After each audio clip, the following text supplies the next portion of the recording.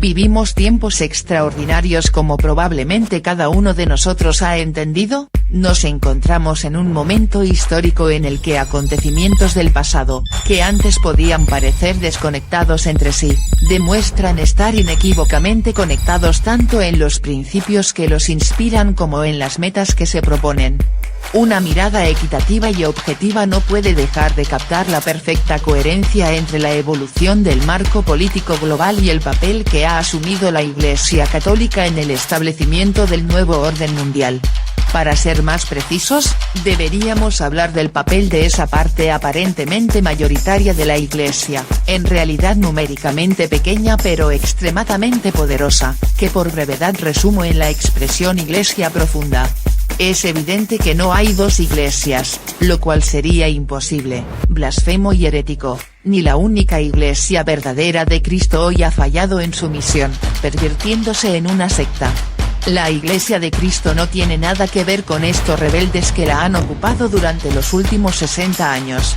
La superposición entre la jerarquía católica y los miembros de la Iglesia profunda no es un hecho teológico, sino una realidad histórica que escapa a las categorías habituales y que debe ser analizada como tal. Sabemos que el proyecto del nuevo orden mundial consiste en el establecimiento de la tiranía por parte de la masonería, un proyecto que se remonta a la Revolución Francesa, el siglo de las luces, el fin de las monarquías católicas y la declaración de guerra a la Iglesia. Podemos decir que el nuevo orden mundial es la antítesis de la societas cristiana, concreta la civitas diaboli opuesta a la civitas dei, en la eterna lucha entre la luz y la oscuridad, el bien y el mal, Dios y Satanás. En esta lucha, la providencia ha colocado a la Iglesia de Cristo, y en particular al Sumo Pontífice, como catecón, el que se opone a la manifestación del misterio de iniquidad, 2 Tes 2, 6, 7. Y la Sagrada Escritura nos advierte que este obstáculo, el catecón, ya no existirá cuando aparezca el anticristo.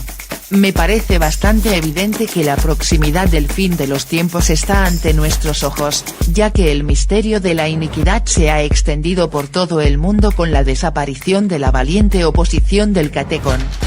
Sobre la irreconciliabilidad entre la ciudad de Dios y la ciudad de Satán, el jesuita Spadaro deja a un lado la Sagrada Escritura y la tradición, haciendo suyo el bergogliano Embrasons Nous. Según el director de la Civiltà Católica, la encíclica Fratelli Tutti también sigue siendo un mensaje con un fuerte valor político, porque podríamos decir trastoca la lógica del apocalipsis que impera hoy, que es la lógica integrista que lucha contra el mundo, ya que cree que es lo contrario de Dios, es decir, un ídolo, y por lo tanto a ser destruidas tan pronto como sea posible para acelerar el final de los tiempos. El abismo del apocalipsis, de hecho, frente al cual ya no hay hermanos, solo apóstatas o mártires en la carrera contra el tiempo. Punto. No somos militantes ni apóstatas sino todos hermanos, 1. Esta estrategia de desacreditar al interlocutor con el sobrenombre de integralista tiene como objetivo, evidentemente, facilitar la acción del enemigo dentro de la Iglesia, tratando de desarmar a la oposición y anular la disidencia. También lo encontramos en el ámbito civil, donde los demócratas y el Estado profundo se arrogan el derecho de decidir a quién otorgar licencias de legitimidad política y a quién condenar sin apelar al ostracismo mediático. El método es siempre el mismo, porque lo mismo es la inspiración, así como la falsificación de la historia y de las fuentes es siempre la misma. Si el pasado desautoriza la narrativa revolucionaria, los seguidores de la revolución censuran el pasado y lo reemplazan por un mito. Incluso San Francisco es víctima de esta adulteración que le gustaría ser el abanderado del pauperismo y el pacifismo tan ajenos al espíritu de la ortodoxia católica como instrumentales de la ideología dominante. Prueba de ello es el último recurso fraudulento al poverello de Asís en Fratelli Tutti para justificar el diálogo, el ecumenismo, la hermandad universal de la anti-iglesia bergogliana. No cometamos el error de querer devolver los hechos presentes al contexto de la normalidad, juzgando lo que ocurre con los parámetros jurídicos, canónicos y sociológicos que esa normalidad presupondría. En tiempos extraordinarios, y en este caso recae la actual crisis de la Iglesia, Se producen hechos que van más allá de lo cotidiano a lo que estaban acostumbrados nuestros padres. En el moderatismo instrumental para la revolución algunos podrían observar que los padres conciliares y los papas que presidieron esa asamblea no se dieron cuenta de las implicaciones que tendría su aprobación de los documentos del Vaticano y para el futuro de la Iglesia.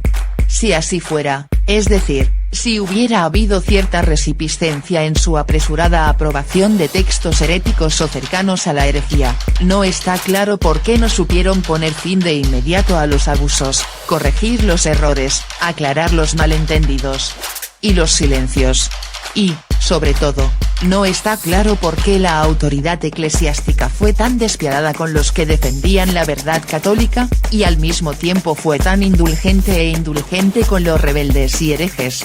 De todos modos, la responsabilidad de la crisis conciliar debe identificarse en las faltas de una autoridad que, a pesar de 1000 apelaciones a la colegialidad y al pastoralismo, guardó celosamente sus prerrogativas, ejercitándolas en un solo sentido, es decir, contra el pus ius rex y nunca contra los enemigos de Dios y la Iglesia. Las rarísimas excepciones en las que algún teólogo herético o algún religioso revolucionario han sido golpeados por las censuras del Santo Oficio son la triste confirmación de una regla que existe desde hace décadas, y conviene recordar que muchos de ellos, en los últimos tiempos, han sido rehabilitados sin ninguna abjuración de sus errores e incluso promovidos a puestos institucionales en la Curia romana o en los Ateneos pontificios. Esta es la realidad de los hechos, como creo que surge de mi análisis. Sabemos, sin embargo, que, además del ala progresista conciliar y del ala católica tradicionalista, hay una parte del episcopado, el clero y el pueblo que tratan de mantenerse a la misma distancia de lo que consideran dos extremos, me refiero a los llamados conservadores, es decir, de esa franja autodenominada centrista del cuerpo eclesial que acaba siendo instrumental para la revolución porque, aunque rechaza sus excesos, hace suyos sus principios. El error de los conservadores radica en darle una connotación negativa al tradicionalismo y colocarlo en el lado opuesto del progresismo. Sus mediocritas doradas consisten en querer colocarse arbitrariamente en el medio no entre dos vicios, sino entre virtud y vicio. Son los que critican los excesos de la Pachamama o ciertos enunciados de Bergoglio, pero que no toleran cuestionar al concilio, y mucho menos resaltar el vínculo intrínseco entre el cáncer conciliar y la metástasis actual. La correspondencia especular entre conservadurismo político y conservadurismo religioso consiste en adoptar la síntesis de centro entre la tesis de derecha y la antítesis de izquierda, según el enfoque hegeliano querido por los partidarios del moderatismo conciliar. Al igual que en la esfera civil, el Estado profundo ha sabido gestionar la disidencia política y social mediante el uso de organizaciones y movimientos que son solo aparentemente de oposición, pero que en realidad son instrumentales para mantener el poder. Así, en el ámbito eclesial, la Iglesia profunda se vale de la moderación de los conservadores para dar una apariencia de libertad a la vida religiosa de los fieles. El propio motu proprio Summorum Pontificum, aunque concede la celebración en forma extraordinaria, pide saltem impliciter aceptar el concilio y reconocer la legalidad de la liturgia reformada. Esta estratagema impide a quienes se benefician del motu proprio de cualquier forma de disensión, bajo pena de comisión o disolución de las comunidades eclesiales.